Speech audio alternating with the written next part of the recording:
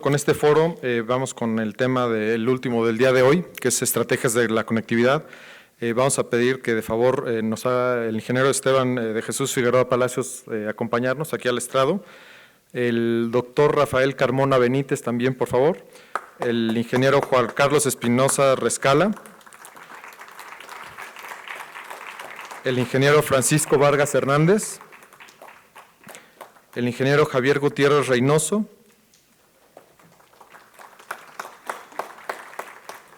Y el ingeniero Federico Dovalí Ramos.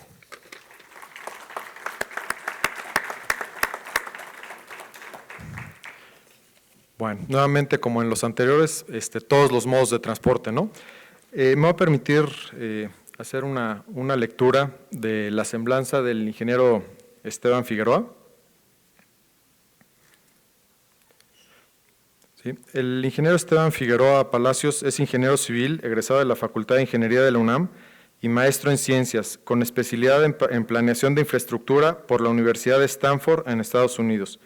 Se inició en el campo de la construcción como residente de obra y gerente administrativo en compañías constructoras.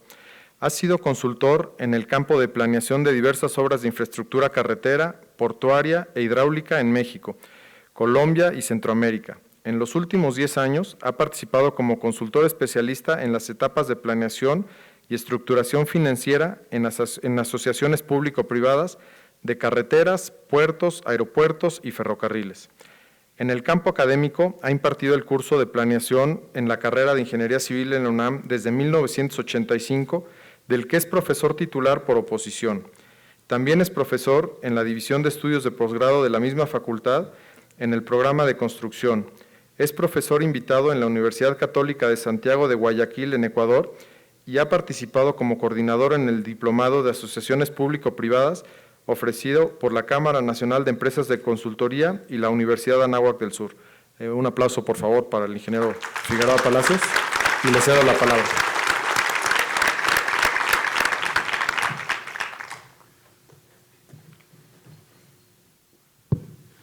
Buenas tardes a todos. El tema de este panel, si ustedes recuerdan el penúltimo panel de hoy, lo trató también. Es decir, es un tema transversal al transporte.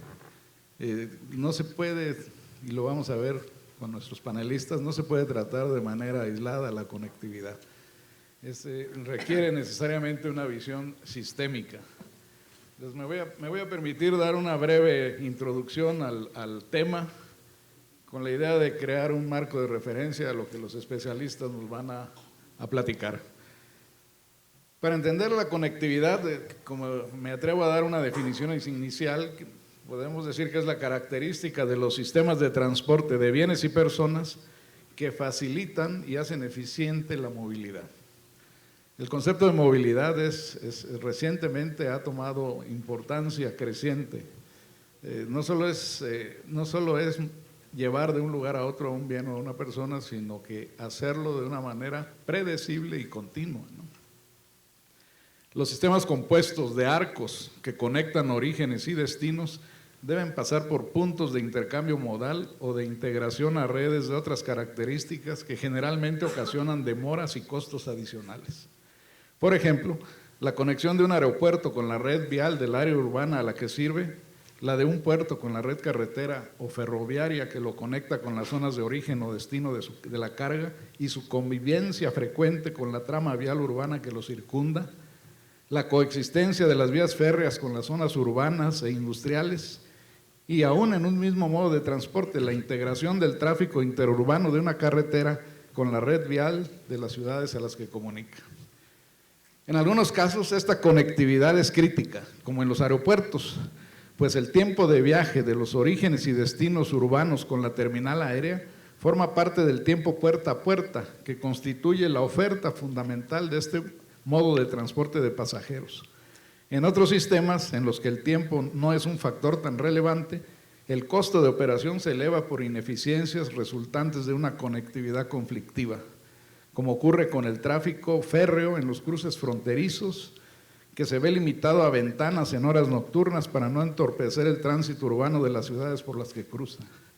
Algunos casos de puertos son particularmente críticos, pues la salida y entrada de la carga se hace a través de una zona urbana cada vez más densa y con vialidades saturadas, como en los puertos de Veracruz y Manzanillo. Y los casos paradigmáticos de los accesos a la Ciudad de México, en donde el tiempo de recorrido de lo que se conoce como la última milla puede ser cercano al tiempo del viaje de largo itinerario. Consideremos la autopista Tuxpan-Tulancingo, Ciudad de México, en la que el tiempo en la autopista puede ser de 2 horas y media a 3 horas, y el tiempo entre el final de esta y el destino final en la ciudad, en horas pico, puede llegar a ser hasta de 2 horas. Aunque cada modo de transporte tiene sus particularidades respecto a la conectividad, no se puede asumir un criterio aislado para la solución. Pues como en los ejemplos mencionados, los intereses de los usuarios de 2 o más modos de transporte están en conflicto, son distintos y pueden ser excluyentes. Por ello, el enfoque de sistemas y la búsqueda del adecuado balance de esos intereses puede ser la vía para mejorar la conectividad. No es posible, por ejemplo, resolver el tránsito ferroviario transfronterizo cerrando vialidades a su paso en horas hábiles o privilegiando las vialidades de acceso a los puertos para el tránsito urbano a costa de congestionar la entrada y salida del recinto portuario. Este panel tiene el propósito de debatir junto con la audiencia sobre la importancia de la conectividad en la eficiencia integral de la movilidad de bienes y personas, que suponen un componente muy importante de competitividad y eficiencia económica, si se considera que el costo logístico de mercancías y del tiempo de las personas se cuantifica no solo a partir del costo a lo largo del recorrido de los arcos de transporte, sino con el costo del recorrido puerta a puerta, que incluye modos de transferencia intermodal y conexiones de arcos del mismo modo de transporte, pero de distintas características operativas. Ese es el propósito del módulo. El problema es complejo, es multifactorial y multidisciplinario. En este caso, los ingenieros de transporte solo tienen una parte de la solución y tenemos que tomar en cuenta el desarrollo urbano, aspectos sociales, aspectos económicos, etcétera. De manera que, bajo este enfoque, me voy a permitir presentar a nuestros panelistas, cada uno de ellos especialista en diferentes áreas que inciden en el tema de conectividad. El doctor Rafael Bernardo Carmona Benítez es doctor en investigación de operaciones en transporte aéreo por la Universidad Tecnológica de Delft, en los Países Bajos. Tiene maestría en Ingeniería en Materiales para Generación de Energía Renovable por la Universidad de Birmingham, en el Reino Unido, y un micromáster en Supply Chain Management por el MIT. Es ingeniero industrial por el ITAM.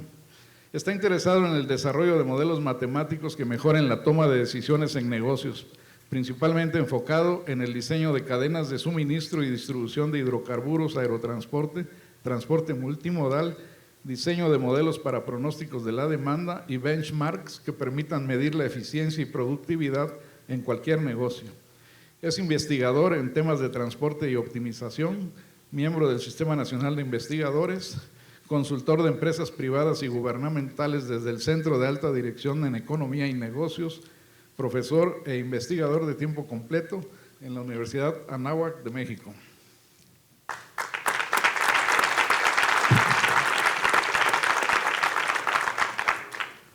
El maestro Juan Carlos Espinosa Rescala es ingeniero civil por la Universidad Iberoamericana, con maestría en Ciencias de la Ingeniería, con especialidad en Transporte por la Universidad de Texas en Austin, perito profesional en vías terrestres en el campo de la planeación, miembro activo de la Asociación Mundial de Carreteras, participando en los últimos 4 ciclos. Actualmente es miembro del Comité Técnico B4 Transporte de Carga en el ciclo 2015-2019. Es miembro activo en la Asociación Mexicana de Ingeniería de Vías Terrestres, participando en el Comité de Carreteras. Ha laborado en el sector público y privado por más de 30 años en temas de planeación y proyecto de infraestructura de vías terrestres, carreteras y vialidades urbanas. Ha participado en estudios binacionales de planeación y proyectos de infraestructura de transporte fronterizo entre México y Estados Unidos desde hace más de 20 años.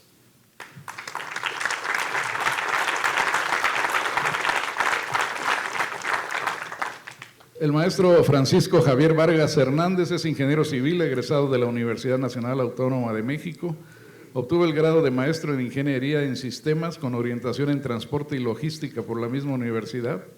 Cuenta con estudios en localización industrial y parques industriales, aspectos prácticos y jurídicos del comercio exterior, valuación inmobiliaria, infraestructura ferroviaria y uso del suelo para vivienda. Se ha desempeñado tanto en la iniciativa privada como en el sector público.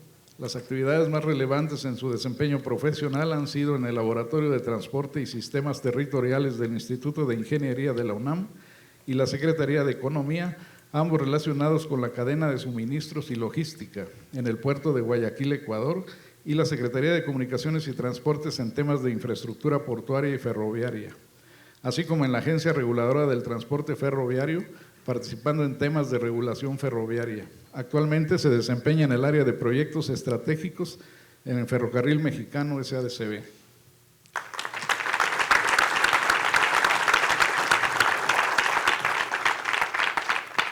El ingeniero Javier Gutiérrez Reynoso es ingeniero civil de la Universidad Autónoma del Estado de México. Es especialista en diseño, en planeación y diseño de obras marítimas que incluyen terminales e infraestructura de acceso portuario. Su experiencia en este campo se remonta a más de 20 años y ha participado en proyectos en México, Centroamérica, Sudamérica, Estados Unidos y Canadá.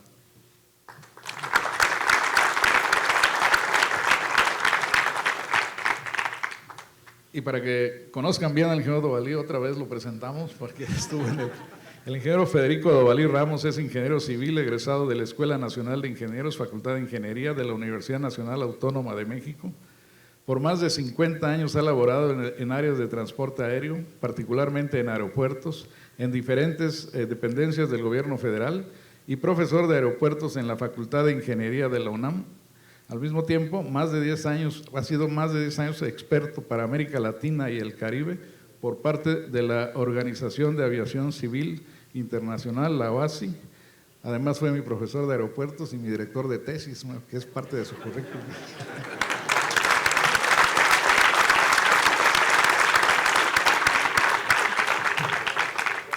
Muy bien, entramos en materia del tema que nos atañe. Y pues, la primera pregunta que nos surge para actuar de manera sistemática es ¿qué entendemos por conectividad en el transporte? Yo le pediría al ingeniero Carmona que nos hiciera favor de definirnos este concepto, si es posible, ¿no? Buenas noches. Pues yo lo definiría como de manera académica, ellos ya me dirán, es la capacidad que tiene un sistema para poder mover una cosa o persona de un punto, de una localidad a otra, en el menor tiempo posible, al menor costo posible, con la mayor velocidad y en el número mínimo de conexiones posibles, de tal manera que se maximice la satisfacción y por tanto la calidad de servicio. Yo creo que vengo de la Facultad de Economía, aquí es muy importante entender que la conectividad nace de las relaciones socioeconómicas. Entonces, cuando se analiza la conectividad, la demanda por conectividad, es porque existe una relación económica o social entre un origen y un destino. Y esa demanda es la que va a demandar los sistemas de transporte para lograr la conectividad. Eso es muy importante porque la conectividad es el apoyo para que se hagan las relaciones socioeconómicas. Y debido a esa relación es por lo que existe la demanda por conectividad de lo que sea. Si quisiéramos redondear la definición, habría que preguntarnos qué factores cuáles son los factores claves que determinan la conectividad en una red. No sé quién me pudiera…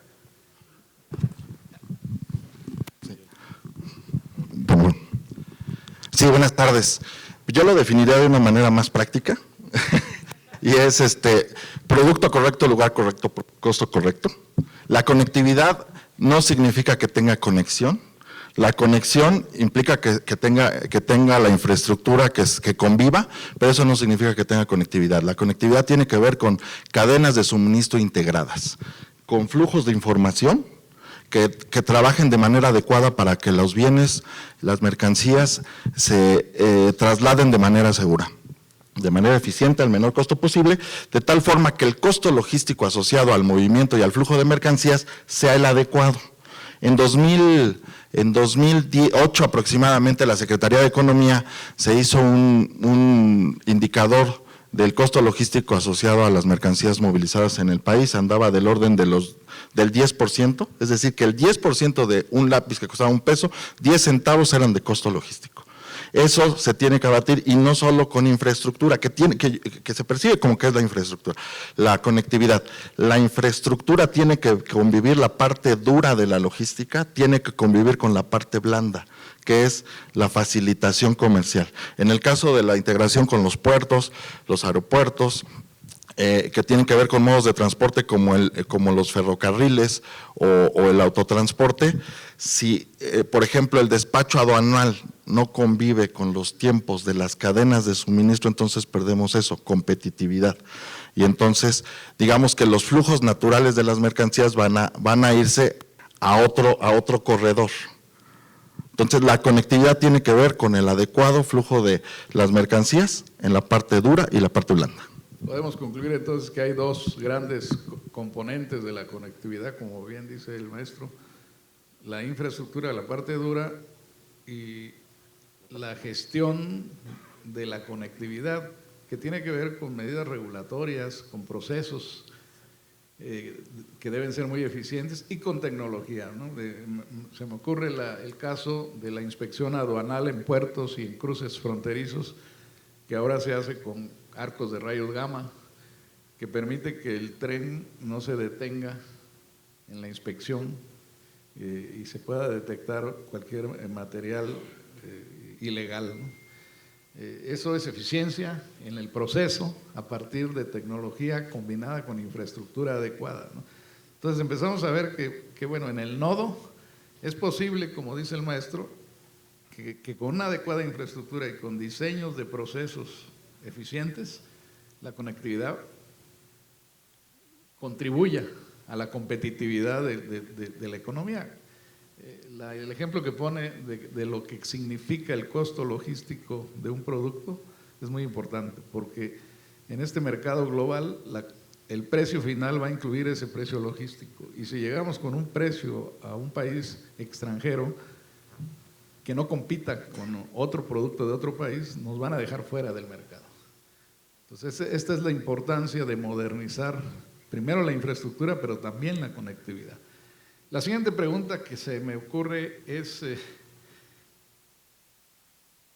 en los cruces, hablando de estos puertos fronterizos, le llaman puertos fronterizos, tenemos puertos marítimos y puertos fronterizos. En los cruces y puertos fronterizos, ¿qué factores son la clave de la conectividad, tomando en cuenta la característica binacional de ellos? Es decir, no depende totalmente de nosotros en México la eficiencia ahí, porque es un cruce binacional. Juan Carlos tiene mucha experiencia en ese tema, tal vez nos podrías ilustrar sobre eso. Gracias, buenas tardes a todos. Bueno, yo creo que esto de la conectividad, específicamente hablando de la frontera México-Estados Unidos, tiene que ver tanto con lo físico como con lo blando. Ahora, la conectividad también tiene que entenderse no en sí misma por la conectividad. Al principio el doctor Carmona mencionaba que básicamente la infraestructura y todos estos sistemas son una demanda derivada de la actividad económica. O sea, detrás está la actividad económica, o al frente, como lo quieran ver. Lo que realmente debe de tener, digamos, el respaldo de lo que vamos a solucionar, tiene que obedecer una lógica económica. ¿Qué voy a resolver en la frontera? Entonces, un primer factor es entender claramente qué quiero yo resolver en la frontera. Y en la frontera, particularmente ese nodo del sistema, tiene capas adicionales para tomar en cuenta, porque hablamos ya de dos economías, en primero, Estados Unidos, México, Después los niveles de gobierno que intervienen para poder definir atender un problema de conectividad tiene que ver con el nivel local, con el nivel estatal y con el nivel federal. Entonces, si no tenemos claramente qué pretendemos resolver, pues difícilmente vamos a poder dar una solución adecuada al problema. Y además es un tema multifactorial y que intervienen muchos actores que no necesariamente son los que realmente estamos involucrados en resolver el tema desde el punto de vista de transporte.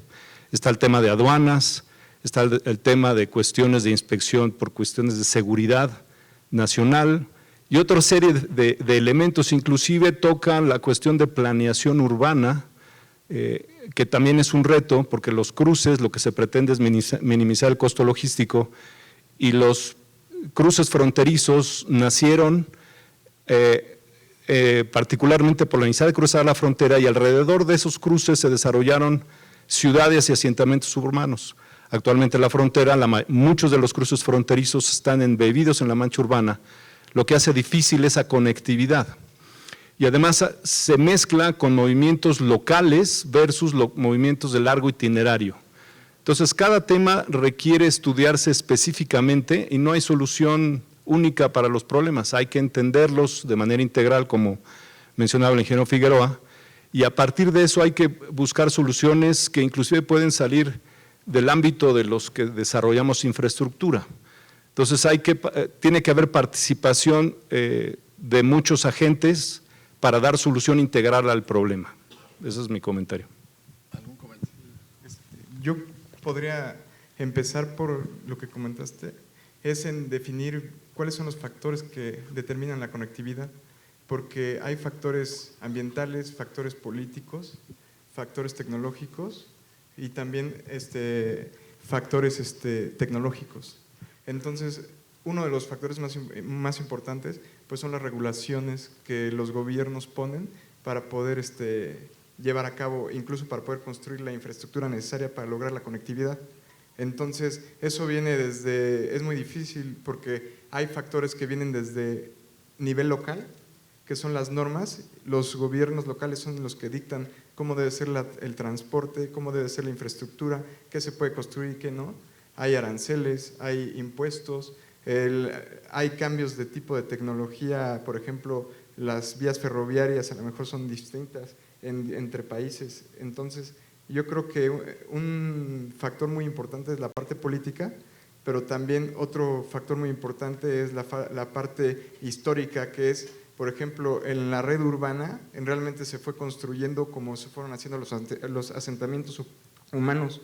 No necesariamente llegó alguien y dijo así va a ser esto, sino que para tratar de satisfacer las relaciones económicas entre las personas que viven en una misma ciudad, se fueron construyendo, se fue haciendo grande la red urbana.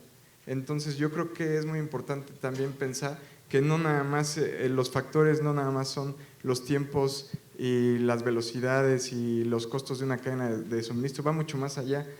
Hay otros factores, por ejemplo los factores ambientales, que es muy claro, podemos ver el aeropuerto que se iba a construir, tenía un problema ambiental que era el suelo, y se tuvo que hacer estudios de suelo y muchas cosas para poder construir el aeropuerto. E igual, si quieren hacer ahora el nuevo el aeropuerto que tienen pensado en Santa Lucía, pues hay un cerro, ¿no? Entonces, todos esos factores son factores que son aparentemente externos al objetivo que es crear la conectividad, pero en realidad es lo que nos deja, son restricciones que nos permiten o no lograr la conectividad. En otro asunto puede ser un tren o una vía carretera que tienes que hacer un túnel para conectar dos ciudades, pues si la tecnología te lo permite. Entonces, yo creo que cuando se habla de conectividad se tiene que analizar todos los factores que intervienen en la posibilidad de poder conectar, no nada más la demanda y no nada más son las cadenas de distribución, también es la infraestructura, si se puede o no se puede. ¿Algún comentario? Yo quisiera abundar o cerrar este tema de los factores, destacando el factor político. Bueno, destacando dos cosas, por lo que han platicado acá los panelistas, conectar cada nodo es casuístico, no hay reglas generales, cada nodo tiene su problemática. dependiendo de los modos de transporte que conectan, dependiendo del entorno que lo rodea, etcétera. Y destacar un factor que mencionó el doctor Carmona y el maestro Vargas, el factor político. Quiero platicar un ejemplo que vivimos Juan Carlos y un servidor en un estudio binacional de transporte hace 20 años. Hace 20 años, después del TLC, el objetivo de conectividad entre los países era frontera sin costuras, le llamaban. Es decir, que pasara la carga de norte a sur y de sur a norte sin detenerse, una conectividad perfecta. Y ese era el objetivo de los dos países. Y el estudio tendía a buscar cómo diseñar esos nodos de cruces fronterizos sin costuras. Y de pronto viene el evento de las Torres Gemelas en el 2001 y el gobierno americano cambia el objetivo y dice, no me interesan las costuras, me interesa una frontera segura. Y la frontera segura constituyó frenos al flujo por inspecciones y por regulaciones más estrictas. Entonces vean cómo un cambio de política modifica, aun cuando la infraestructura estaba ahí y era eficiente, modifica la eficiencia de la conectividad. Yo un comentario adicional al ejemplo que mencionaba Esteban, tiene que ver con tener un foro donde los actores puedan participar y establecer un diálogo precisamente para llevar a conciliar los intereses en ocasiones encontrados de los actores para encontrar una solución.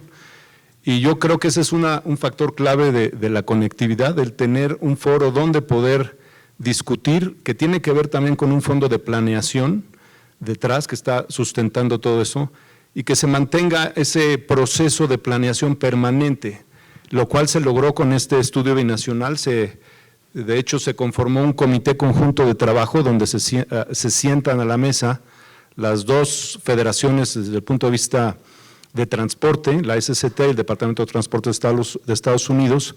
En la parte política está el Departamento de Estados de Estados Unidos, Relaciones Exteriores por parte de México, y localmente los 10 estados fronterizos, los 6 mexicanos, los 4 norteamericanos, y se involucran a los diferentes actores locales donde están los nodos muy importantes de cruce entre México y Estados Unidos. Entonces es un foro que permite visualizar y digamos, limar asperezas en algunos temas que permiten que se dé esa conectividad. Tal vez, ingeniero Dovalí, usted nos pueda recordar algo que nos platicaba hace muchos años de la intención de un aeropuerto binacional en Tijuana, dada la saturación o la incapacidad de crecimiento de San Diego. Bueno, empezando porque estoy un poco perdido, porque por lo que escucho de los compañeros, entiendo que se refieren a carga, principalmente. Yo entiendo el problema múltiple en donde la conectividad, como yo la veo, es la entrega al usuario final. Y básicamente entre los diferentes medios y modos de transporte, cuál es la conectividad urbana, interurbana, para la entrega final al usuario. No creo que lleguemos a un acuerdo, porque no es lo mismo mover carga agrícola, tantas toneladas de fresa o de aguacate o de limón, con mover minería o con mover maquinaria, definitivamente, y menos moviendo pasajeros. Pero sobre el tema, la pregunta concreta, Esteban, es que el problema de la conectividad en San Diego se generó hace muchos años simplemente porque San Diego no puede crecer como aeropuerto. Y entonces la ciudad de San Diego se acercó al gobierno mexicano para tratar de resolver precisamente ese problema de conectividad. El gobierno mexicano en aquella época se sintió muy patriota y no quiso tratar nada con el gobierno de San Diego, con lo cual, en lo personal, yo pensé que era un absurdo. Absurdo porque al cabo de los años la solución está hecha. Entonces, ¿qué es lo que sucede? Tijuana está apoyando a San Diego en el movimiento de pasajeros y de carga aérea, simplemente porque San Diego no puede crecer. Entonces, en una negociación sin tanto aparato y sin tanta parafernalia política y diplomática, fue un convenio entre simplemente Tijuana y San Diego. Y se armó lo que se había planeado hace 30 años. O sea, un cruce fácil y rápido, una conectividad muy rápida entre el aeropuerto de Tijuana y California, en donde no había nada. Entonces, California, el gobierno de California aceptó poner una estación de recepción al puente ese que se generó en Tijuana, ida y vuelta, y de ahí planteó una conexión terrestre vía tranvía, vía carretera, directamente a San Diego.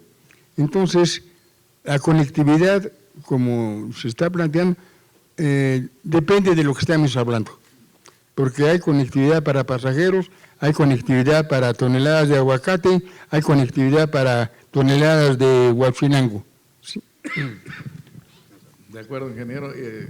Pues este ejemplo de Tijuana que se resolvió 30 años después, con una solución no costosa, ¿no?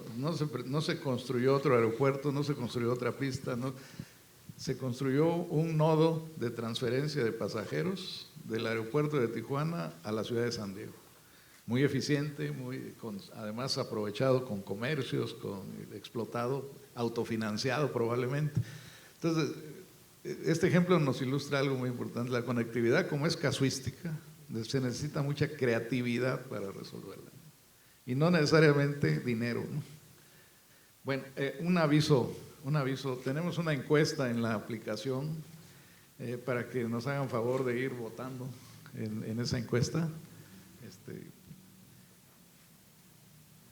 Bueno, un tema portuario, ¿no? En el caso portuario,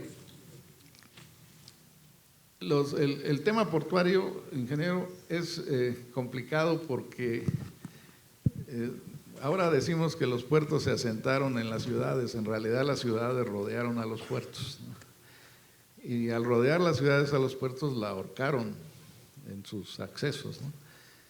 La pregunta, ingeniero, en este caso es: ¿qué se puede hacer para facilitar la conexión de los centros de origen, destino final, tierra adentro, sobre todo en esos puertos envueltos por áreas urbanas?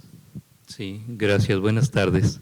Bueno, antes de responder específicamente esa pregunta, me gustaría todavía tocar un tema de los que anteriormente se mencionaron, porque sí, aquí estamos hablando de sistemas, conectividad, y sí coincido con el ingeniero Dovalí que es muy diferente estar hablando de cargas, de diferentes tipos de cargas o de objetivos finales.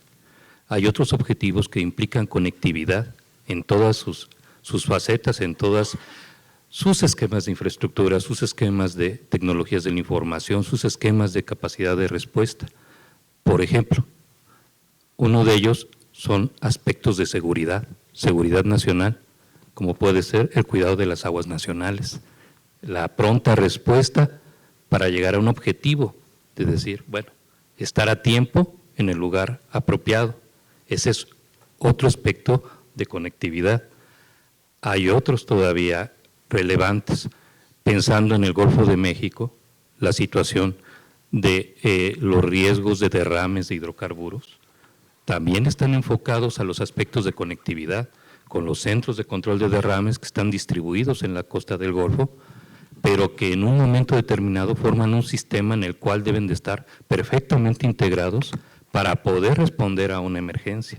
Entonces estamos hablando ya de dos aspectos que no necesariamente están peleados con el aspecto comercial, pero que forman parte de estos factores que intervienen en lo que se refiere a conectividad.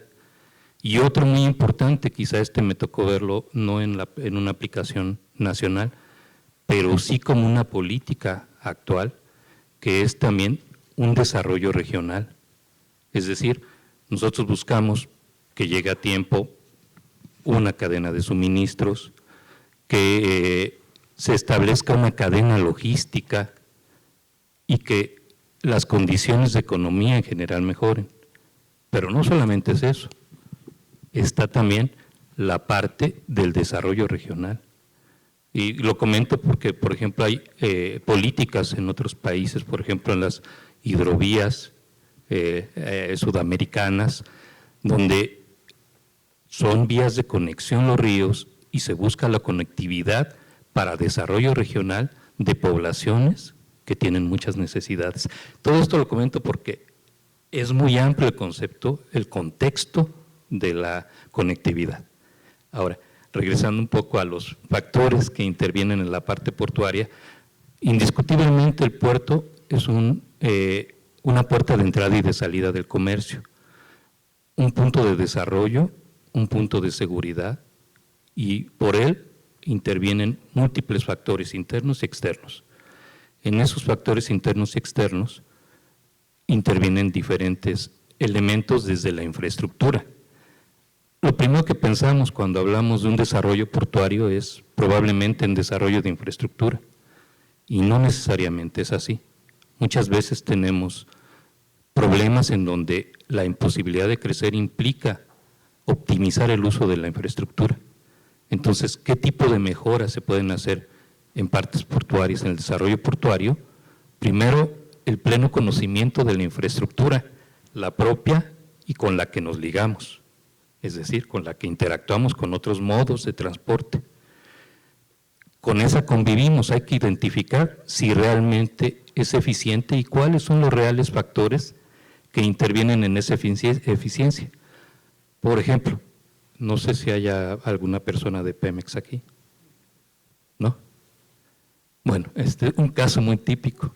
Para todos los que tenemos la oportunidad de trabajar, por ejemplo, en una terminal abastecedora, en donde pues la seguridad es importante, pues llegamos al momento en el que entramos, por ejemplo, caso de Dos Bocas, terminal de abastecimiento, y nos encontramos que los ingresos para entrar a la terminal son extremadamente extendidos, al grado tal que generan demoras. Uno, para poder entrar a trabajar en estas zonas, proveer suministros, establecer cadenas logísticas, establecer seguridad en estos sitios, tiene que vencer situaciones como son cuestiones mal enfocadas de seguridad y control, al grado tal de que caemos en costos de demoras importantes.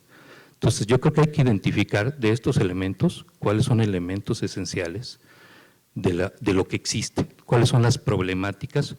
Primero, entender bien la problemática que interviene en la conectividad, sus diferentes elementos, y tratar de ver lo que tenemos es apropiado, realmente se requiere infraestructura, realmente se requiere herramientas de apoyo a la infraestructura, se requiere mejorar la infraestructura, se requieren los procesos, evaluarlos y desarrollar estrategias para eficientar los procesos. Yo creo que son muchos de los aspectos que solamente intervienen, en este caso, en el desarrollo interno del puerto. Pensemos más allá cuando la mercancía sale o va a entrar del puerto. Y hablábamos en muchas situaciones de las problemáticas que existen del transporte de carga y de la incompatibilidad que en ocasiones se da entre las vías comunes con un desarrollo urbano, con un desarrollo turístico, con un desarrollo de otra naturaleza, ¿no? Entonces, que implican la necesidad de identificar otras situaciones como sectorización, como centros reguladores en un momento determinado, o como aplicación de tecnologías. Se comentaba en la mesa anterior, las tecnologías de información están siendo actualmente una herramienta importantísima, pero las herramientas pueden convertirse en una sola herramienta de un hecho consumado. ¿A qué nos referimos? Nos monitorean qué pasa en un momento determinado, en tiempo real. Si bien es importante identificar las condiciones en tiempo real, no es suficiente, porque el hecho ya sucedió. Congestión de puertos, por ejemplo. Si tenemos una congestión de puertos, pues probablemente una situación de un control de cámaras, un control de vialidades, nos identifica que está sucediendo un congestionamiento y nos puede identificar la naturaleza. Pero ¿de qué sirve si no utilizamos esa información para predecir el comportamiento del sistema y poder dar elementos de decisión para los esquemas que vienen? Es decir, prever una congestión, prever un cambio como puede ser un cambio de políticas como la seguridad, un cambio de políticas como el control aduanero, que continuamente también tiene modificaciones en sus inspecciones, ¿sí? O un cambio de política como puede ser la seguridad. O sea, la problemática es muy compleja, hay muchos elementos que intervienen, depende qué se enfoque o cuál sea el objetivo específico, no es solamente comercial, implica muchos puntos, y pues la parte interesante de esto y de todos los profesionistas, los profesionales que intervienen en esto, es en esas distintas capas que tiene esta problemática de conectividad y sus distintas vertientes, sobreponerlas para encontrar coincidencias, para encontrar soluciones y para encontrar aspectos que realmente ayuden tanto en el interior como en el exterior. Muchas gracias, ingeniero. ¿Alguien quiere abundar sobre el tema? Oye, yo quería hacerle una pregunta al ingeniero Dovalí. A partir de su experiencia aeroportuaria, los aeropuertos son un nodo de conexión con el mundo, ¿no? Independientemente de que conecten al país por vía aérea, es la forma más eficiente actualmente del movimiento de personas hacia el mundo o desde el mundo. Tenemos aeropuertos de 3, 4 grandes nodos de comunicación con el exterior. La pregunta que quisiera formular al ingeniero es, ¿se requiere, no parece existir un plan nacional de desarrollo aeroportuario? ¿O se debe seguir manejando la demanda como hasta ahora? En concreto, y no estoy hablando de la clase de concreto, no necesitamos un plan de desarrollo de aeropuertos. No. Lo que necesitamos es un plan de transporte aéreo, un plan nacional de transporte aéreo que nos actualice lo que hemos hecho en los últimos 30 años a la fecha con las modificaciones tanto del país como del mundo. Entonces, realmente, respecto a tu pregunta concreta, lo que necesitamos es un plan de transporte aéreo que incluye, sí, modificaciones, actualizaciones de aeropuertos, la mayoría de ellos concesionarios, algunos de los 3 grupos aeroportuarios, pero también levantar el nivel técnico del gobierno federal en NASA y en Aeronáutica Civil y dar entrada más de la que ya tenemos a los sistemas de navegación que se están desarrollando apoyados en satélites artificiales, que tienen la tendencia a nivel mundial de llegar a desaparecer totalmente las estaciones terrestres. Y eso obligará también, si se llega a tener ese plan, a modificar la propia estructura del gobierno respecto al transporte aéreo. O sea, tenemos varios años hablando de por qué la Dirección de Aeronáutica Civil, que es la representación de México, del país a nivel mundial, como autoridad aeronáutica, es una dependencia de una Secretaría de Estado, cuando en la mayoría de los países son dependencias totalmente independientes,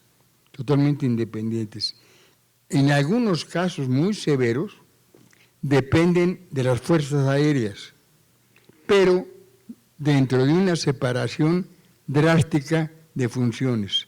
En México, desafortunadamente, no lo hemos podido asimilar y seguimos con una estructura burocrática en la que no nos ha permitido avanzar en ningún sistema. Gracias, ingeniero. ¿Algún comentario? Maestro Vargas, En el caso del transporte ferroviario, en su experiencia, el transporte ferroviario, por necesidad propia del sistema, es el que probablemente más ha trabajado en la conexión intermodal, dada su característica rígida en cuanto a que no puede llegar al destino final. ¿Qué obstáculos ha encontrado el transporte ferroviario para hacer eficientes estos nodos de transferencia, para mejorar la productividad del transporte y de las cadenas logísticas? Claro. Mira, el transporte ferroviario, y como cualquier medio de transporte, tiene sus propias características, bien lo has dicho. El transporte ferroviario su vocación es más para mercancía de bajo valor, alto volumen, no es un absoluto, pero sin duda y largas distancias de recorrido es donde es más eficiente, es donde es más rentable. En ese contexto también hay que recordar cómo fue construida la red ferroviaria nacional, que en la mayoría de los casos de este país se construyó primero que muchas vialidades urbanas, es decir, llega primero y los polos, los nodos de desarrollo urbano van creciendo también a lo largo de esta línea del ferrocarril. Es decir, si ahora me preguntas si se requieren muchos más kilómetros de red ferroviaria nacional, carga, no pasajeros, pasajeros tienen una vocación incluso de subsidio, pero carga, que es un flujo natural y debe tener una rentabilidad propia, yo te diría que nosotros, bueno, en mi experiencia no hemos identificado muchas áreas donde se requieran mayores kilómetros.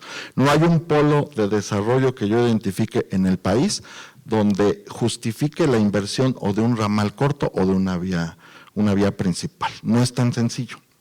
Lo que sí te puedo decir y confirmo es que la red ferroviaria nacional hoy sí atiende a los grandes polos de desarrollo, polos económicos. Entonces, en este sentido, bien lo comentas, estos nodos tienen la conexión, no conectividad, conexión con otros modos de transporte. La conectividad, como ya lo dijimos, se da adicionando otros factores. Ahora, ¿qué es lo que sucede en el país? Hay algunas regiones que tienen vocación de nodos logísticos, pero hay otras que tienen vocación de corredores logísticos, no es lo mismo. Sin duda a todos los gobernantes les gustaría inaugurar cada 6 años o cada 3 años algún recinto fiscalizado estratégico que aparte se diga bien grandote, y es visible, e incluso en su definición genera empleo, pero eso no significa que sea rentable o que no te cueste mucho tiempo y mucho dinero hacer que funcione. Entonces, yo lo que te diría que el principal tema de conexión es un tema de facilitación comercial. El problema o la falta de competitividad que se asocia al ferrocarril en este momento tiene que ver con algo que llamamos la convivencia urbano-ferroviaria.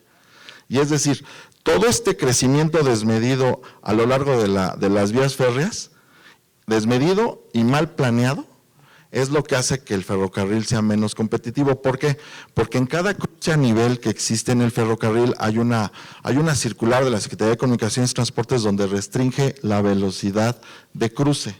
Entonces, si tú en tu horario tienes registrada 80 hasta 80, incluso ya en México hay 2 tramos en Nuevo Laredo, Monterrey Nuevo Laredo, de 110 kilómetros por hora de un tren de 120 unidades, 23.500 toneladas, es un monstruo corriendo a 110 kilómetros por hora. Ese es el ideal del ferrocarril, porque es más competitivo. Pero si en cambio pasa por una mancha urbana donde se va parando por la restricción de mancha urbana, entonces eso lo vuelve menos competitivo. Ahora, ¿qué sucede cuando es menos competitivo o qué ocasiona? ¿Cuál es la regulación que ocasiona que esto suceda? Que el artículo 115 de la Constitución Política de los Estados Unidos Mexicanos establece a los gobiernos municipales la facultad de autorizar el desarrollo urbano. Esta facultad, o más bien dicho, por la naturaleza de los gobiernos municipales que son de cada 3 años, ahorita ya se pueden reelegir, pero hace no mucho no. Entonces, no da el tiempo para que los servidores públicos tuvieran una profesionalización y o más bien dicho, una gran visión de la política pública del crecimiento urbano asociado a todos los modos de transporte. Entonces, resulta que hoy el ferrocarril Y esta aquí en la Ciudad de México es muy evidente, donde pasa en Ferrovalle, pasan las vías del ferrocarril y junto ya hay unos macrodesarrollos urbanos instalados que por supuesto sufren de cierta vibración por las propias características del ferrocarril, y es un mandato del ferrocarril accionar el silbato en cada cruce a nivel. Y cruce a nivel regular, pero ya no te digo los clandestinos, estamos hablando de más de 11,000 cruces a nivel nacional. Entonces, esta situación resta competitividad, y merma la conectividad del sector, y tiene que ver incluso con un diseño de políticas públicas. Entonces, lo que se ha venido hablando en este foro es que se requieren de estrategias globales, estrategias donde estén integrados los 3 niveles de gobiernos: municipal, estatal y federal, para que atiendan todos estos multifactores que se han venido comentando para un correcto diseño de la política pública del crecimiento urbano. Hay regiones donde ni siquiera se necesita infraestructura. A lo mejor ese recurso que quisieras hacer un recinto, mejor haces un centro productor de otra cosa, no un centro logístico, vamos. Muchas gracias. ¿Alguien quiere abundar sobre esto? Sobre el tema del ferrocarril y su conectividad. Pues quisiera hablar de las autopistas, de las carreteras, pero particularmente de las autopistas, porque como el transporte aéreo vende tiempo al pasajero, las autopistas también. La oferta de la autopista es menor tiempo de viaje. Estas autopistas en las últimas 2 décadas y otras más antiguas mejoraron la movilidad entre regiones, pero al llegar a las zonas urbanas, como comenté antes, particularmente a las grandes ciudades, la conectividad, considerando el viaje puerta a puerta, es manifiestamente ineficiente, ¿no? Juan Carlos, ¿qué ideas tendrías en mente para resolver un problema que es probablemente el más complejo de conectividad, porque no supone un nodo, supone el llegar a un destino, ¿no? Bueno, yo lo que podría comentar en ese tema es que es un reto en términos de coordinar a las jurisdicciones, una visión integral del movimiento completo. Cuando tenemos autopistas, eso cae en la jurisdicción federal.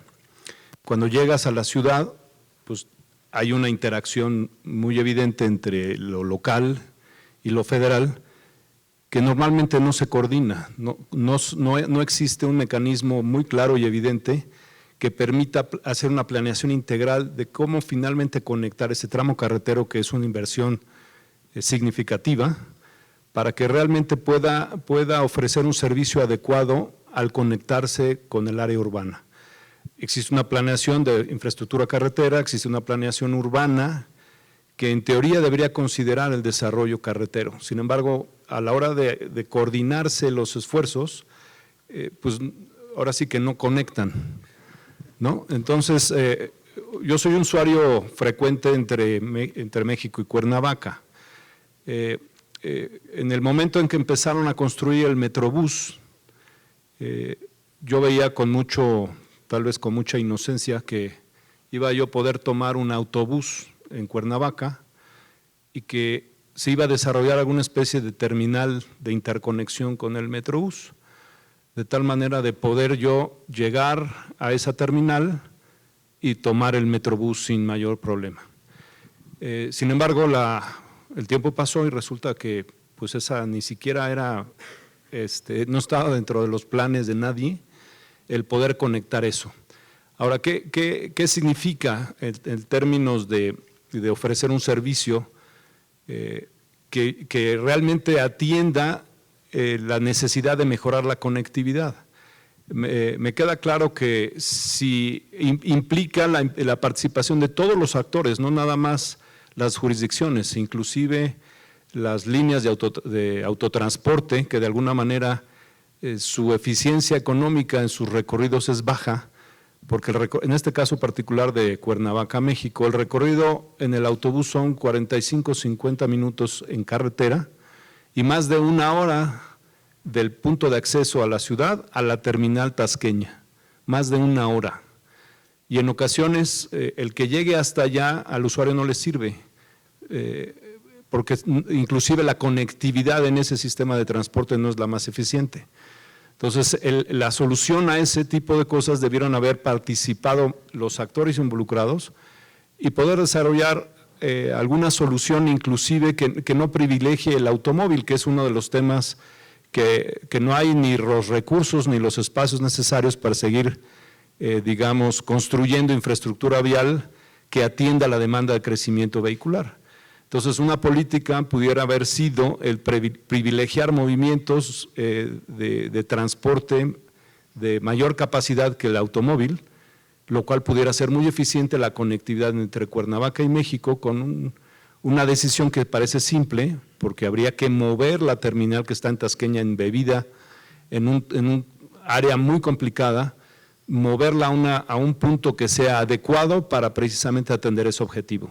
Entonces, el reto yo creo que es de coordinación entre los diferentes actores y que tiene que ver con una planeación integral de las zonas y no una planeación por modo de transporte, porque normalmente la Secretaría de Comunicaciones tiene una planeación del sector carretero y por otro lado está la Ciudad de México y cualquier otra ciudad que tiene su planeación urbana con infraestructura vial, que no necesariamente están bien coordinados.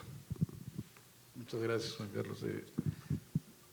Hablando de esta conectividad urbana, ingeniero Dovalí, el transporte aéreo vende tiempo, la conexión del aeropuerto con las zonas de demanda, ¿cuál es la tendencia en el mundo? A mí me llamó la atención mucho cuando estaba vigente el nuevo aeropuerto de Texcoco, que se presumía que iba a tener el estacionamiento más grande del mundo. Es decir, eso suponía que se estaba previendo que todos o la mayoría de los usuarios iban a llegar en automóvil, ¿no?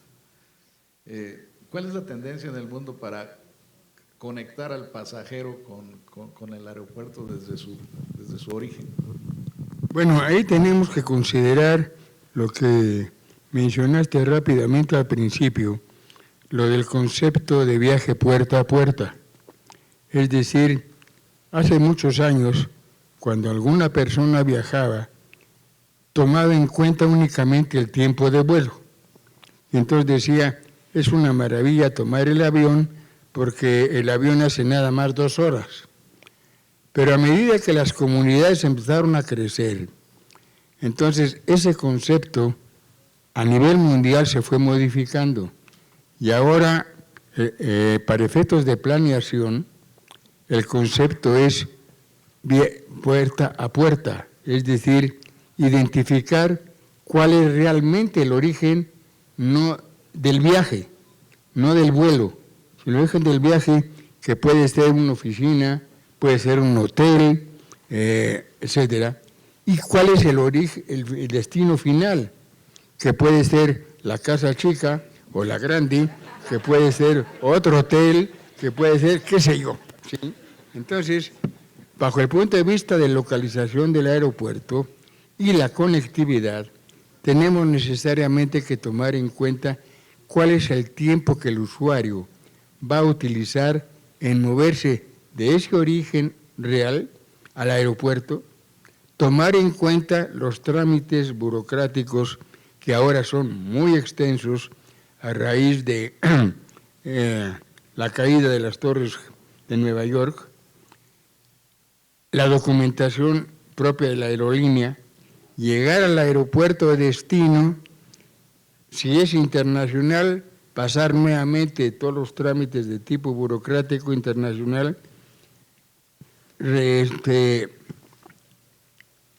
el equipaje, que equivocadamente, y es un comentario adicional, los funcionarios llaman el reclamo de equipaje. Yo, si como pasajero, yo no voy a reclamar mi equipaje ahí está, y lo único que voy a hacer es recogerlo para llevármelo, pero no voy a reclamar nada. Y finalmente, la conexión entre el aeropuerto a mi destino final. Entonces, es importante destacar, dentro de una mancha urbana, dónde están las zonas generadoras y receptoras de usuarios.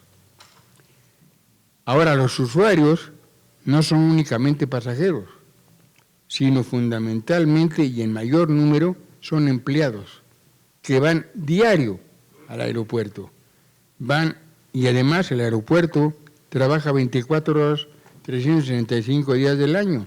Entonces, ese esquema de puerta a puerta hay que estudiarlo para efectos del pasajero, para efectos del empleado, para efectos de los consolidadores de carga, para todos los diferentes usuarios y tratar de encontrar vías de conexión entre el aeropuerto y esas zonas generadoras. No es válido, como se pensaba hace algunos años, hacer un centro geométrico. Las ciudades no son cuerpos en donde hay que buscar el centroide, no. ¿Por qué? Porque las masas son diferentes. O sea, las masas, la capacidad de generación de las diferentes áreas son diferentes. Es decir, en algún momento dado me peleaba yo con un compañero profesor de la Facultad de Ingeniería que me decía, es que a mí me cuesta mucho trabajo, yo vivo en el Pedregal y tardo mucho en llegar al aeropuerto. Y yo le contestaba, sí, pero eres un pasajero. En cambio, los servicios están mejor canalizados hacia las áreas donde mayor volumen de pasajeros se genera. Sorprendentemente, y después de varios cuestionarios, porque es la única manera de generarlo, siguen dominando las zonas del Valle y Narvarte, etcétera, como las mayores zonas generadores de pasaje, de generación y de recepción. La razón es muy simple. No es un problema de tipo económico. En el Pedregal de San Ángel o en las Lomas, sí, hay gente que tiene billete, definitivamente, y además casas de 2.000, 3.000 metros cuadrados. Sí, pero ¿cuántos gatos viven ahí? 2 o 3. En cambio nos vamos a Narvarte y en ese mismo terreno de 2.000, 3.000 metros cuadrados tenemos un edificio de 30 pisos en donde viven 40 gatos, ¿sí? Entonces, ¿dónde está la parte más importante? Pues necesariamente en Narvarte y no en el Pedregal de San Ángel. Entonces, las áreas generadoras y receptoras se han estado moviendo y una zona que ha empezado a impactar desde hace unos 10, 15 años es precisamente satélite. Entonces, eso hay que estar evaluando permanentemente y en función de eso generar las vías terrestres que comuniquen, pero además de las vías terrestres, qué tipo de transporte, qué vehículos vamos a utilizar. Y entonces caemos en la trampa, que es la solución al mismo tiempo, del sistema multimodal, en donde tenemos que integrar no el taxi, el autobús, el automóvil particular, el de la novia que me lleva al aeropuerto y se va, el de la novia que me lleva y me espera que me vaya, el autobús privado, el autobús exclusivo, el autobús de línea y algunos aeropuertos, particularmente en Europa, nos encontramos con que han modificado las vías férreas para tener estaciones dentro de los servicios de pasajeros, estaciones de ferrocarril para conectar con poblaciones aledañas. Entonces, la conexión es muy grande, definitivamente, y cada caso es particular. Muchas gracias. Doctor Carmona, una pregunta. ¿Quieres opinar algo sobre eso? Yo sí, ahí estoy de acuerdo. Los aeropuertos, los gobiernos y sobre todo las compañías aéreas deben de ver al sistema como multimodal, porque por ejemplo en KLM, ahí en Schiphol, en el aeropuerto de Ámsterdam, ellos empezaron a ofrecer vuelos desde el aeropuerto de Bélgica para aumentar la competitividad de la aerolínea contra la de Bruselas, y lo único que hicieron fue ofrecer conexiones intermodales, donde ellos decían, tú compras el ticket del boleto desde Bélgica, de hecho te lo documentan desde Bélgica y te mandan por tren al aeropuerto de Schiphol y de Schiphol llegas a donde quieras, ¿no? Entonces, no nada más es el aeropuerto, también las compañías tienen oportunidades analizando su negocio como un transporte intermultimodal, no nada más de un solo modo. tiene ya, ¿se puede medir la eficiencia de la conectividad? Sí, bueno, pensando que es un panel más operativo, la manera en la que estoy escuchando y he leído que siempre hacen las medidas de conectividad son por los tiempos, los flujos, la velocidad, el volumen y básicamente la densidad del sistema, aunque eso sirve para medir la eficiencia operativa, pero para ver si la eficiencia de la inversión se refleja en el GDP, que es lo que al final de cuentas le importa a la sociedad o al gobierno. Hay muchos más factores que deben de tomarse en cuenta, y uno es que hay que analizar que el incremento de la conectividad tiene un impacto directo en el crecimiento económico. Y no nada más en el crecimiento económico, también en la competitividad de las localidades, como dijo el ingeniero, a nivel local, a nivel federal, a nivel estatal, va aumentando la conectividad de la población y eso aumenta la competitividad de la población, y finalmente también tiene impactos sobre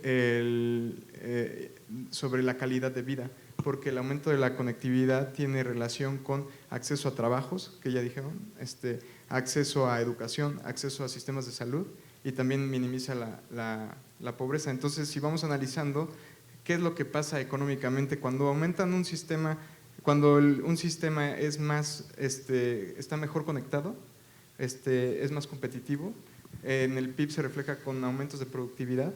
En la productividad también se empiezan a hacer economías de escala y economías de aglomeración que van a impactar directamente en los costos, y los costos van a impactar en las cadenas de valor, que a su vez van a hacer que los precios, como dijo el ingeniero, bajen si el sistema es más eficiente. Pero eso es muy importante, porque la otra vez yo andaba leyendo un reporte de la OCDE que indicaba que en los países latinoamericanos el impacto del PIB de la poca conectividad que tienen en comparación con otras regiones del mundo es del 18 al 40%. Entonces es bastante. Y en términos del precio es hasta el doble. O sea, el precio de los productos a la población se llega a duplicar. ¿Por qué? Por la poca infraestructura y la poca… esto es en Latinoamérica, no sé exactamente cuánto es en México, pero bueno, ya más o menos es una idea, ¿no? Entonces sí hay una manera de medir el impacto, bueno, ya de manera metodológica, pues aplicando modelos de regresión, modelos de panel, modelos de data envelope. O sea, hay muchísimos modelos que se pueden aplicar, pero el problema no es la metodología, el problema son los datos. Y si se tienen acceso a los datos, qué tipo de datos tienen, qué factores son los que se quieren analizar, y básicamente yo diría que medir el impacto es posible, lo que es a lo mejor poco posible es la recaudación de los datos. Muy bien, me parece que tenemos ya tiempo solo para las preguntas, si nos hacen favor de…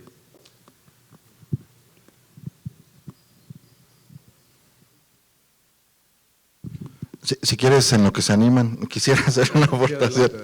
Es nada más puntualizar un poco en el ferrocarril. Coincido completamente con el doctor. ¿Qué indicador? En la logística en los años 80 el indicador por excelencia era el just in time, ¿no? El justo a tiempo. Pero ese ya fue mutando, ya no es el vigente. Ya ahorita las empresas, y hablando de mercancía, lo que quieren es que su producto esté en anaquel, que siempre el producto esté exhibido. Si tú llegas, y porque se van cambiando los hábitos del usuario, si tú llegas al centro comercial y quieres jugo de naranja, siempre compras la marca A, y llegas y no hay la marca A, junto está la B. Y si está medido que quien prueba la competencia difícilmente regresa. Entonces, ya no importa tanto que llegue justo a tiempo, lo que importa es que llegue. En el ferrocarril ahorita está, y fue un panel anterior, está sufriendo mucho de temas de vandalismo. Entonces las empresas no están desesperadas tanto porque el seguro les pague. Importa que el producto no va a estar en anaquel y van a dejar de tener presencia, y eso implica mercado. Entonces, por ahí es un buen indicador de eficiencia, de la eficiencia de la conectividad y de la correcta integración de la cadena de suministro y la seguridad dentro de la cadena de suministro. Correcto. Muchas gracias. Están aquí ya las preguntas. La primera para el ingeniero Dovalí. Ingeniero, otra vez le hacen la misma pregunta de en la mañana. Ya la quitaron. Parece que no era políticamente correcto. Pero el maestro Francisco Vargas puede comentar brevemente la problemática urbana que tienen los ferrocarriles y las soluciones de la convivencia urbana para mejorar la estrategia de conectividad ferroviaria. Más o menos comentamos eso, pero si quiere abundar sobre el tema. Puedo comentarlo, pero no brevemente. No, sin duda. Como la convivencia urbano-ferroviaria lo que implica es de que tenga menos afectaciones este modo de transporte hacia la población y se reduce en beneficios sociales. El beneficio social se puede cuantificar y siempre, casi siempre es superior al costo de la infraestructura. Pero hay infraestructura de manera muy breve que podemos ir catalogando dependiendo su implementación, el tiempo de implementación y el costo. Lo primero es la rehabilitación de cruces a nivel. Con la norma 050 ya te permite clasificar el tipo de cruce, poner barreras automáticas, superficie de rodamiento adecuado, señalización horizontal y vertical, y eso digamos que beneficia e incrementa el flujo y la seguridad en los cruces a nivel.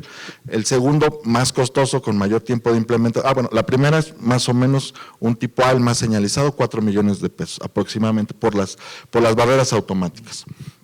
El segundo ya es la construcción de pasos a desnivel, que se elimina al 100% la interacción del ferrocarril con la población, de 40 millones para arriba, dependiendo del cruce a nivel y el tamaño.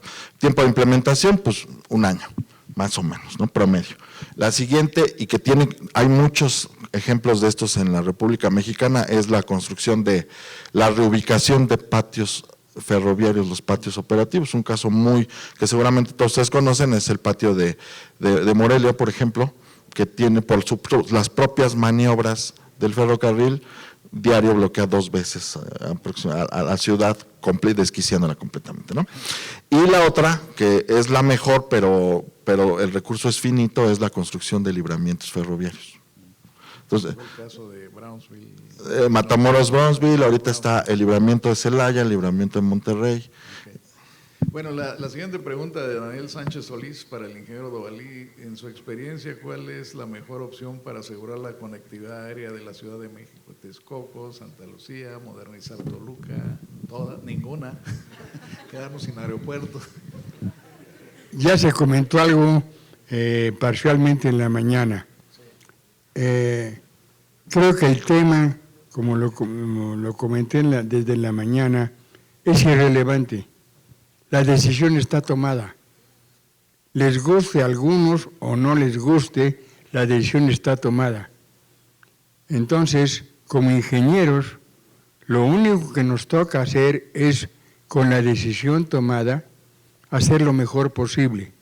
Algunos podrán estar de acuerdo con la decisión, otros podrán estar totalmente en desacuerdo, pero ni modo, está tomada y no hay nada que hacer. Entonces, si la pregunta es concreta hacia mí, que qué pienso, pues el problema es muy sencillo, entre comillas. ¿Cuál es la opción que me da más capacidad de operaciones? Y ese cálculo no se ha hecho. Ese cálculo lo hicimos hace 20 años utilizando programas muy complejos de computación y nos llevó más de 6 meses con un equipo del orden fácilmente de 20, 30 personas. Entonces, ese estudio, ese cálculo no se ha hecho. No se ha hecho y lo digo porque no se ha presentado. Entonces, si no se ha presentado, es que no se ha hecho. A lo mejor lo están haciendo, pero no tenemos una cifra clara. Entonces, ¿cuál es la mejor opción para la Ciudad de México? Pues vamos a verla. En lo personal, muy personal, yo creo que la combinación Santa Lucía, que no es aeropuerto, actualmente es una base militar que se pretende convertir en aeropuerto combinado, el actual y eventualmente Toluca no va a dar el número de operaciones que necesitamos en un plazo mediano y mucho menos largo. Podemos estar hablando del orden, a lo mejor, de 70, 80 millones de pasajeros al año, o a lo mejor 90. Los planes originales que se plantearon para un nuevo aeropuerto, sin mencionar localización, para el Valle de México, para la zona metropolitana del Valle de México, era mínimo 130, 140 millones de pasajeros al año. No nos asuste la cifra. El principal aeropuerto que lleva 10 años en primer lugar en el mundo es Atlanta, en el estado de Georgia, en Estados Unidos. El año pasado, Atlanta manejó la frontera de 110 millones de pasajeros. ¿Cómo se puede justificar que una población raquítica, como es Atlanta, de escasos 5 o 6 millones de habitantes, maneje 130 millones de pasajeros al año? Porque es un aeropuerto eminentemente de conexión. Y los aeropuertos de conexión los planean y los exigen las aerolíneas, ni los gobiernos ni las administraciones de aeropuertos. Son las aerolíneas en función de ofrecer itinerarios y rutas que satisfagan la conexión. También, al mismo tiempo, y aprovechando, creo que hay otra pregunta, con la actividad de los aeropuertos, ¿cuánto tiempo será necesario para las conexiones? No lo sé, por una razón, porque es absolutamente imposible en cualquier aeropuerto del mundo prever todas las posibles conexiones. Un francés que viene de París y que quiere ir a Palenque y aterriza en la Ciudad de México y quiere conexión directa, pues que Dios lo ayude, definitivamente. O yo que quiero ir a Honfleur en la costa de Normandía, llego a París, al Charles de Gaulle, oiga, quiero ir a Honfleur, pues que Dios lo ayude, a ver cómo se va en tren. Es imposible tomar todas las conexiones, ¿sí? Entonces, no se puede pensar en ninguna parte del mundo que cuando hay más de un aeropuerto para una ciudad, hay interconexión entre aeropuertos. ¿Por qué? Porque cada aeropuerto atiende un mercado distinto. Entonces, si yo llego, a lo mejor estoy aventurando, porque no creo que lo vaya a ver, pero en fin, ¿por qué? Por el exceso de canas. Yo llego a Santa Lucía y quiero moverme al aeropuerto actual, ¿y para qué? Digo, en ninguna parte del mundo sucede eso. No hay conexiones entre el aeropuerto de Kennedy y La Guardia directamente. No hay conexiones entre el aeropuerto de Orly y Charles de Gaulle. No, cada uno tiene su función. Entonces, no hay necesidad de preocuparse por la conexión entre aeropuertos. No sé si se satisfizo las inquietudes. Queda claro.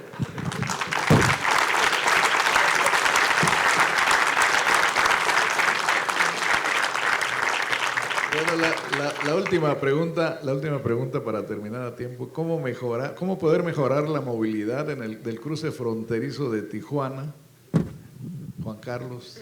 Si gran parte del tiempo perdido en la revisión de documentos y cada vez el problema se acrecienta. Bueno, es un tema que no nada más es de Tijuana, sino de toda la frontera y cualquier punto fronterizo. Y en muchas ocasiones el problema no es problema de capacidad de la infraestructura, son los tiempos de proceso que de alguna manera consumen los tiempos de revisión entre los dos países, tanto de procesos del lado mexicano como procesos del lado norteamericano. Ahora, estos tiempos son problema de confianza. Realmente eso se traduce a que es una desconfianza entre un país y el otro, más uno que del otro, porque tienen que revisar en frontera. Y mientras la revisión se haga en frontera, las demoras van a existir. Se está trabajando entre México y Estados Unidos en buscar la manera de reducir esos tiempos mediante pasar de un trámite en papel a un trámite electrónico. Ya el pedimento que antes era papel, que introducía complejidad a la hora de logísticamente de poder alinear los papeles con el vehículo para cruzar.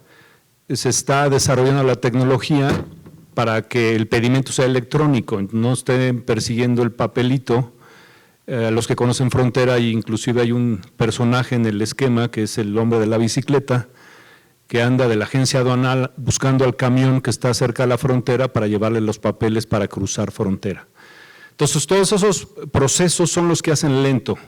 Ahora, también otro tema para poder resolver el asunto podría ser construir más infraestructura, pero desafortunadamente es un proceso muy largo de autorización. Particularmente en Tijuana ahorita está en proceso la negociación y planeación y puesta en marcha eventualmente de un mesa de Otay 2, que es una infraestructura adicional. Sin embargo, no en todos los casos se va a poder proveer de nueva infraestructura para aumentar la capacidad de cruce. Entonces, lo que se hace es invertir en tecnología y en ciertos programas de certificación. Habrán escuchado el programa Sentry y el programa FAST, que precisamente abordan el tema de confianza. Lo que hacen es generar un patrón de usuarios que previamente están certificados, que son confiables, que crucen con un menor tiempo de revisión en frontera. Cualquiera de ellos que se inscriba en un programa, que además es complicado porque les revisan toda la cadena de transporte en el caso de vehículos de carga, al chofer, al transportista, al dueño de la carga, tienen que pertenecer al programa. Y para los vehículos de pasajeros, pues también el vehículo es el que está certificado y no cualquiera se puede subir al vehículo que tiene esa certificación de Sentry.